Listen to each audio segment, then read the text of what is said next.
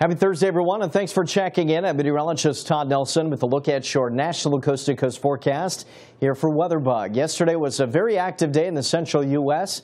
We had a number of hail, high wind, and tornado reports, so we've actually ended the latest date without a March tornado. That ended yesterday, March 25th. The previous record prior to this year was back in 1969, March 23rd.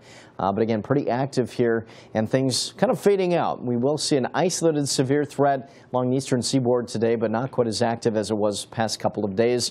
And as this moisture spreads into some cooler air in the northeast, we'll talk about some snow, talk about this high amplitude weather pattern, something similar to what we've seen for several weeks here over the winter months and so far here through the early spring months. But this is a look at our storm reports from yesterday. You can see all the green dots indicating some hail, red dots intertwined in there from around the Moore, Oklahoma City region up into the Tulsa region and northwestern Arkansas. Thoughts and prayers going out to everybody affected by the tornadoes yesterday. One fatality, in fact, out near Tulsa.